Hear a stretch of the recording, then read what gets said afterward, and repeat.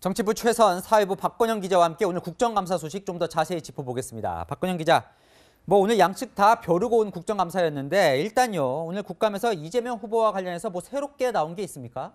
우선 아침부터 방금 전까지 국정감사 쭉 지켜봐 왔는데요. 야당이나 이재명 후보 측이나 강력한 한방은 없었다, 이렇게 평가할 수 있겠습니다. 다만 이 대장동 특혜 개발 의혹을 둘러싼 이 후보 입장 좀 더 자세히 들을 수는 있었는데요. 우선 두 가지로 정리하면요. 대장동 의혹의 설계자가 누군지 이걸 두고 야당은 성남시장이었던 이 후보가 설계자라고 몰아붙였고요.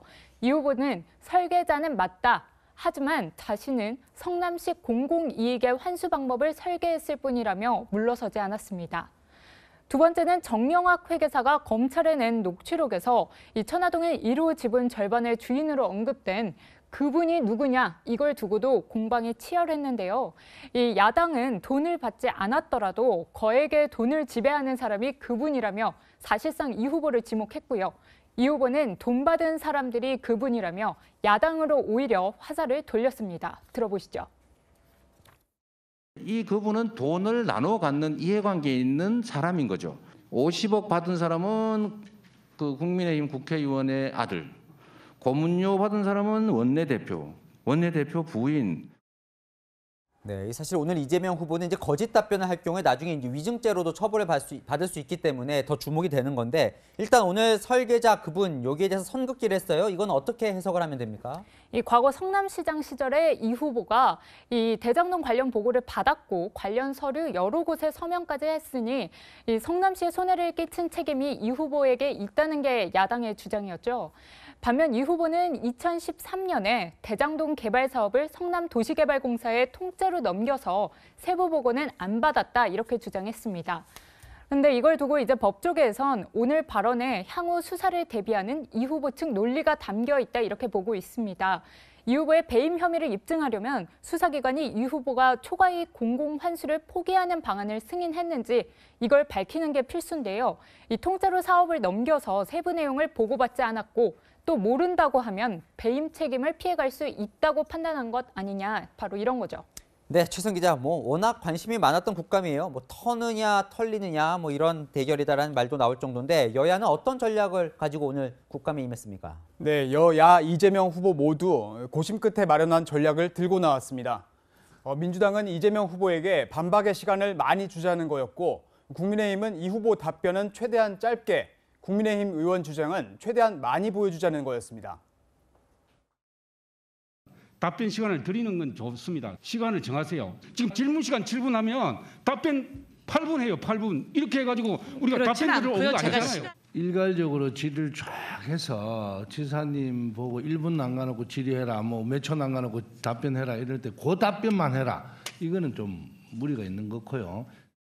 그리고 이것도 좀 관심이었는데요. 오늘 여당 의원 중에 이낙연계 의원들이 4명이나 됐거든요. 그래서 오늘 원팀 시험대다 이런 평가도 나왔는데 어땠습니까? 네, 이낙연 캠프에 속했던 의원들이 그동안 대장동 의혹과 관련해서 경선 기간 이재명 후보를 공격했었죠.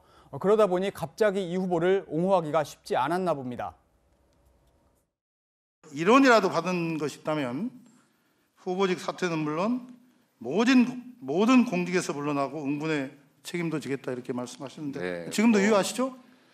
오히려 이것이 기본소득의 정책의 우리 당의 정강 정책과 당원과 부합되지 않는 것이다, 이런 주장이 있습니다. 이낙연 전 대표 수행실장을 맡았던 오영환 의원은 국민의힘 카르텔을 발본색원해야 한다며 이 후보 지원 사격을 하기도 했습니다. 자, 그래서요. 오늘 승패를 따지는 건 좀 어렵겠지만 오늘 국감을 지켜본 그래서 여야 분위기는 좀 어떻습니까? 네, 민주당과 국민의힘 모두 본인들이 잘했다, 이렇게 평가하고 있습니다.